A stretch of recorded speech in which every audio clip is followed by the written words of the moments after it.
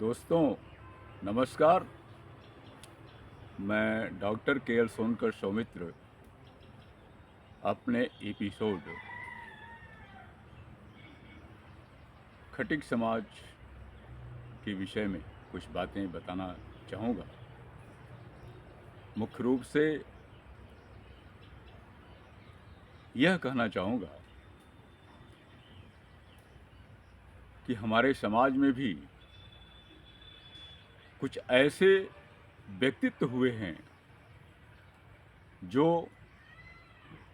कभी विरोधियों के हाथ में नहीं बिके, उनके बहकावे में नहीं आए, साधन और संसाधन के लालच में नहीं आए, सत्ता की मलाई चाटने से दूर रहे, क्योंकि उनके सामने अपना समाज था और इस देश का 85% था।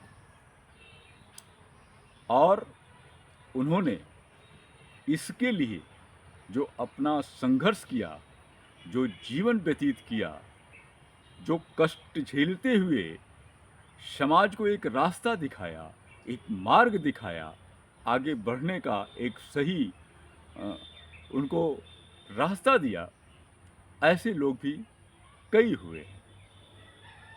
और इसमें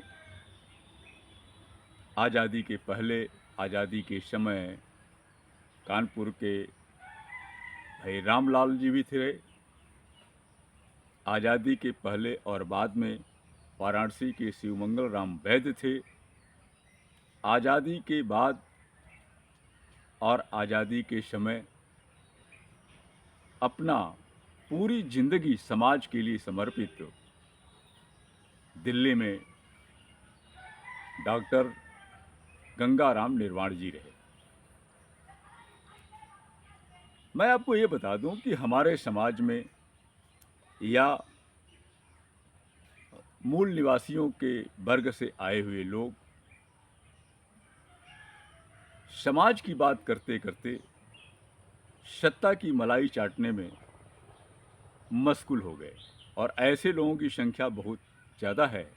मैं इसका नाम नहीं गिनाना चाहूँगा। और जिसका मैंने नाम लिया, ऐसे काफ़ी लोग हैं जिन्होंने समाज के लिए अपने भारतीय व्यवस्था में जो निचले पायदान पर हैं, जो हाशिए पर हैं, उनके विकास के लिए, उनके राजनीतिक, सामाजिक और शैक्षणिक संरक्षण के लिए अपनी पूरी जिंदगी कुर्बान कर दी। और इस समय मैं गंगाराम निर्वाण जी का योगदान जो समाज के साथ रहा है, जिन्होंने सत्ता की मलाई चाटने से इनकार कर दिया, कभी भी वे विरोधियों के साथ, संशोधनवादियों के साथ, उदारवादियों के साथ या परंपरावादियों के साथ कभी भी हाथ नहीं मिला सके। हम देखते हैं कि तमाम लोग बाबा साहब की बात करते करते, यानी बाबा साहब भीमराव अंबेडकर बनते बनते, वे उस लाइन में खड़े हो जाते हैं जहां हमारे परंपरावादी, जो हमको सदियों से पद्दलित किए, उनके साथ जाकर के खड़े हो जाते हैं, क्योंकि वहां उनको सत्ता की मलाई चाटने को मिलने लगती है काफ़ी लोग। और बाबा साहब के बाद आधुनिक भारत में अगर कोई दूसरा व्यक्ति हुआ है तो वह मान्यवर कांसीराम जी हुए, जिन्होंने सत्ता की मलाई चाटने से इनकार कर दिया और एक ऐसा मजबूत आधार इस देश को दिया, एक सिद्धांत दिया जिसके आधार पर चलकर सत्ता तक पहुंचने की एक लंबी सीढ़ी तैयार हुई। लेकिन मान्यवर जी के बाद इस पूरे भारत देश में अभी कोई ऐसा नहीं दिखाई दे रहा है जो बाबा साहब के रास्ते पे चलकर इस समाज को, इस 85% को, बहुजन समाज को, मूल निवासी को और हाशिए पर गिरे हुए लोगों को ऊपर उठाने का और भी एक मंत्र दे। तो आइए मैं इस बात को मैं यहीं पे छोड़ रहा हूँ। मैं आज इस बात पे आना चाहता हूँ कि बहुजन समाज को, बहुजन समाज पार्टी में आगे बढ़ाने के लिए दिल्ली से लेकर के कुछ अन्य सटे हुए प्रदेशों में डॉक्टर गंगाराम निर्वाण ने कितनी बड़ी कुर्बानी दी है। उन्होंने मान्यवर कांशीराम जी के विचारों से प्रभावित होकर के वे बहुजन समाज पार्टी में उनके कहने पर, उनके विचारों से प्रभावित होकर के वे 1989 में दिल्ली में बहुजन समाज पार्टी के टिकट पर उन्होंने चुनाव लड़ा। हालांकि उस चुनाव में गंगाराम जी को सफलता नहीं मिल पाई और गंगाराम जी को टिकट मिलने से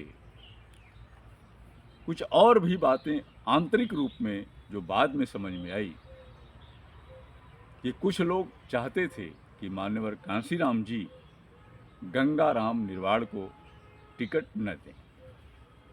आप जानते हैं कि मान्यवर कांशीराम जी दलित समाज में वो रविदसिया चमार के वर्ग से आते हैं, इसलिए हमारे देश में इस चमार वर्ग के लोग उनको अपना मानते थे और चाहते थे कि अधिक से अधिक सुविधाएं, टिकट और अन्य चीज़ें उनको मिले। कुछ ऐसी थी गंगाराम निर्वाण खटिक समाज से। आज भी मैं इन बहुत सारी चीज़ों को देख रहा हूँ, खुले तौर पर नहीं लेकिन आंतरिक तौर पर भी ये बातें हैं। वो चाहे बहुजन समाज पार्टी हो, चाहे प्रकाश अंबेडकर की पार्टी हो, चाहे कुछ हमको शिकायतें मिली है कि भाई चंद्रशेखर जी की पार्टी हो, लेकिन यह बहुत बड़े स्तर पर नहीं है। वैचारिक एकता तो हो जाती है, लेकिन जो सामाजिक इंजीनियरिंग है उसमें कहीं न कहीं से ये बातें जो रूट में है वो सामने आ जाती है। और ये कई जगह है, मात्र अंबेडकरवादी पार्टियों में ही नहीं, बल्कि जैसे समाजवादी पार्टी है, जैसे कांग्रेस है, जैसे भारतीय जनता पार्टी है, ये लोग इसलिए टिकट नहीं देते खटिक समाज के लोगों को कि उनका बहुत बड़ा उनका लाभ है। वो समाज का वोट पाने के लिए जरूर टिकट दे देते, लेकिन काम पड़ता है तो काम में क्या स्थितियां हैं और इस वर्ग के लोगों को मंत्री और कैबिनेट मंत्री बनने के बाद भी, सांसद विधायक बनने के बाद भी, बड़े स्तर पर पहुंचने के बाद भी कितना लाभ दिया जाता है यह सभी लोग को पता है। देखिए, मुझे एक उदाहरण याद है कि हमारे खटिक समाज के कांग्रेस में राजस्थान के मुख्यमंत्री, आप जानते हैं जगन्नाथ पहाड़िया जी के, उस समय केंद्र में श्रीमती इंदिरा गांधी जी की सरकार थी। जो ही वो शेड्यूल कास्ट के लोगों को, उसमें खटिक तो वहाँ बैकवर्ड में है, खटिक समाज को भी और प्लस जो निचले वर्ग के हाशिए पर लोग हैं, जब ये सुविधाएं देना शुरू किए तो उनकी सरकार गिरा दी गई। फिलहाल ये मैं नहीं जानता कि मतलब ऐसी भी बातें अभी भी चलती हैं या चल नहीं रही है, चल भी रही हैं। आप देखिए विरोधी जो केंद्र से विरोध की पार्टी की सरकारें हैं उसके साथ भी यही हो रहा है। फिलहाल मैं डॉक्टर गंगाराम निर्वाण के विषय में कहना चाहता हूँ कि 1989 में वे बहुजन समाज पार्टी में काम किए और दिल्ली प्रदेश के वे अध्यक्ष भी रहे बहुजन समाज पार्टी को, और वहाँ दिल्ली में एक नया जगह पैदा किए। और आपको याद होगा कि सन 2000 तक या 2005 तक या गंगाराम निर्वाण जब तक पार्टी में काम कर रहे थे, अशक्त नहीं हुए थे, तब तक दिल्ली में बहुजन समाज पार्टी का दबदबा था। सरकार नहीं बन पाई, ये अलग की चीज़ है, लेकिन वहाँ बहुजन समाज पार्टी का गलियों गलियों में झंडा लहरा था। और गंगाराम निर्वाण के हमारे बीच में न रहने के बाद वहाँ बहुजन समाज पार्टी की स्थिति धीरे धीरे डाउन हुई और आम पार्टी यानी जो सरकार सत्ता में है दिल्ली में, वो स्थापित हो गई गलियों गलियों में। तो आम आदमी पार्टी में अधिकतर लोग आपको देखेंगे, अगर आप उनके इतिहास में जाएंगे तो बहुजन समाज पार्टी से जुड़े हुए लोग थे। और यह सबसे बड़ी अगर देन किसी की थी तो खटिक समाज के अंबेडकर कहे जाने वाले डॉक्टर गंगाराम निर्वाण के खून पसीने का योगदान रहा। आइए मैं ज़्यादा और बात नहीं करते हुए ये मैं कहना चाहूँगा कि दिल्ली में अंबेडकर भवन के संस्थापन करने में, स्थापना में डॉक्टर गंगाराम निर्वाण की अहम भूमिका रही है। और यही नहीं, जब वहाँ हमारे खटिक समाज के लोग नेतराम ठगेला और मामचंद रिवाड़िया जी जब सांगठनिक समस्याओं पर समाज को एकत्रित करने लगे, खटिक समाज को एकत्रित करने लगे, तो गंगाराम निर्वाण की ने उनको चिताया था कि इससे समाज में विघटन पैदा हो सकता है, दूरी पैदा हो सकती है बहुजनों के बीच में। हालांकि यह बात उनका बहुत ज़्यादा नहीं रहा है, लेकिन खटिक समाज के आंदोलन में अपने हकूक़ के लिए जो हुआ है वह बहुत बड़ी बात हुई है। और ये भी बता दें कि संसद भवन में बाबा साहब की प्रतिमा स्थापित करने के लिए लंबे समय तक लंबा संघर्ष उनका हुआ है बहुजनों को लेकर के, और यहाँ तक कि उनकी माँ तक जेल गई। फिलहाल आइए मैं इस चीज़ पर कहना चाहता हूँ कि गंगाराम निर्वाण का जो योगदान खटिक समाज के लिए है, मात्र दिल्ली के लिए नहीं, वो पूरे देश के लिए है। और जब उनका हमारे बीच वे नहीं रहे, 30 अगस्त 2009 को माननीय गंगाराम निर्वाण का निर्वाण हो गया, उस पर तमाम लोगों ने अपनी प्रतिक्रियाएं दी, जिसमें मादीपुर दिल्ली के कांग्रेस विधायक माला राम गंगवाल ने कहा कि डॉक्टर गंगाराम निर्वाण समाज के अग्रज बंधुओं में से एक थे, जिन्होंने अपने जीवन का सब कुछ लगाकर समाज को राजनीति में आने को प्रेरित किया। उनके प्रेरणा के बलबूते पर विभिन्न राजनीतिक दलों में हमारे समाज की भागीदारी सुनिश्चित है। बाबा साहब अंबेडकर के दिखाए रास्ते पर चलकर पूरी जिंदगी लोकसभा, महानगर परिषद के कई चुनाव लड़कर समाज के लोगों को जगाया। अपनी संघर्षमयी जिंदगी से दिल्ली ही नहीं वरन उत्तर प्रदेश, पंजाब, हरियाणा व राजस्थान के लोगों के बीच भी अलख जगाई। केंद्रीय महिला एवं बाल विकास मंत्री कृष्णा तीरथ ने कहा कि डॉक्टर गंगाराम निर्वाण से मेरे पिता व ससुर के साथ पारिवारिक रिश्ते थे। इनके साथ साथ उस समय अनेक दलित नेताओं की बदौलत दिल्ली में करोल बाग को दलित आंदोलन की रीढ़ कहा जाता था।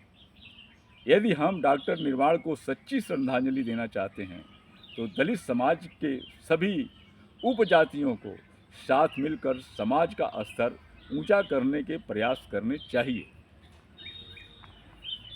इसी क्रम में पूर्व सांसद सज्जन कुमार ने कहा कि डॉक्टर गंगाराम निर्वाण वास्तव में शेरे दिल्ली थे। वे न केवल दलित बल्कि पिछड़े वर्ग सहित सभी के विकास के लिए काम करते थे। समतामूलक समाज का निर्माण करना उनका सपना था। यदि वे चाहते तो सांसद आदि बन सकते थे, मगर उनमें परिवार से ज़्यादा त्याग व विचारधारा से प्यार था। उन्होंने कहा कि विधायक मालाराम गंगावाल से बात करके मादीपुर में एक रोड का नाम गंगाराम के नाम रखा जाएगा। अनुसूचित जनजाति परिसंघ के एवं इंडियन जस्टिस पार्टी के अध्यक्ष डॉक्टर उदित राज ने कहा कि डॉक्टर गंगाराम निर्वाण ने बाबा साहब के आंदोलन व बुद्ध के मार्ग का जिंदगी भर अनुसरण किया। अपनी जाति में पैदा होने के कारण ऊंचाइयों को नहीं पा सके। बाबा साहब का आंदोलन चलाने वालों में एक ऐसा ग्रुप भी है जो दिखाने के लिए जातिवाद के खिलाफ आवाज़ बुलंद करता है, मगर स्वयं जातिवाद का घिनौना उदाहरण पेश करते हैं। वास्तव में डॉक्टर गंगाराम भी उसी जातिवादी सांचे के सोच के शिकार हुए और वरना इतने लंबे समय तक बाबा साहब का मिशन पूरी ईमानदारी व पूरी ताकत और लगन से करने के बाद भी उन्हें राजनीतिक मंजिल नहीं मिली जिसके वे हकदार थे। वे विशुद्ध रूप से मानवतावादी थे तथा जातिवाद के खिलाफ थे। यदि हमारा देश उनके दिखाए राह पर चले तो यह देश विश्व की महाशक्ति बन सकता है। अखिल भारतीय खटिक समाज के प्रधान महासचिव मामचंद रिवाड़िया ने कहा कि डॉक्टर निर्वाण ने जागते रहो का नारा लगाते हुए समाज को जगाने का कार्य किया। वे अपनी बात पूरी निडरता से कहते थे। उन्होंने समाज के कार्य के लिए मुझे हमेशा की भांति कुछ गुर बताए। हमें उनके बताए मार्ग पर चलना, उन्हें श्रद्धांजलि देनी चाहिए। दिल्ली प्रदेश बीएसपी के सचिव ने कहा कि आज जब किसी की मृत्यु हो जाती है तो लोग शाम तक भूल जाते हैं, लेकिन आज इतने दिन बाद भी शोक सभा होने पर इतने लोग आए तो समझा जा सकता है कि उन्होंने समाज के लिए कितना काम किया होगा। मुझे इतने महान व्यक्ति का शिष्य होने का मौका मिला है। कांसी राम जी कहते थे कि मांगना नहीं, देना सीखो, आओ अपना घर मजबूत बनाएं। यही डॉक्टर निर्वाण की सच्ची श्रद्धांजलि होगी। मेरे कहने का मतलब, ये सारे हमने उदाहरण हिंदी मासिक पत्रिका समय दर्पण से लिया है। तो मेरे कहने का मकसद ये है कि डॉक्टर गंगाराम निर्वाण खटिक समाज में भले पैदा हुए, खटिक समाज के लिए तो उन्होंने बहुत किया, इसीलिए उन्हें खटिक समाज का अम्बेडकर कहा जाता है। और उन्होंने दिल्ली ही नहीं, कई प्रदेशों में एक ऐसा उदाहरण पेश किया जिसके रास्ते पर चल करके हम आप एक अच्छा समाज का निर्माण कर सकते हैं। और इस रास्ते पर उनके सुपुत्र डॉक्टर अशोक निर्वाण जी भी चल रहे हैं। और दिल्ली, राजस्थान, हरियाणा, पंजाब, मध्य प्रदेश, बिहार, उनकी कोशिश है कि उनके संदेश को हर जगह पहुंचाया जाए और खटिक समाज के महान संत दुर्बलनाथ को जन जन तक पहुंचाया जाए कि हमारे खटिक समाज में भी एक महान संत हुए हैं जिनको हम दुर्बलनाथ जी के नाम से जानते हैं। हमारा समाज इन संतों से खाली नहीं है और जिन 27 संतों का नाम भारत सरकार ने दलित के रूप में इंडिकेट किया है उसमें दुर्बलनाथ जी का भी नाम जुड़ा हुआ है।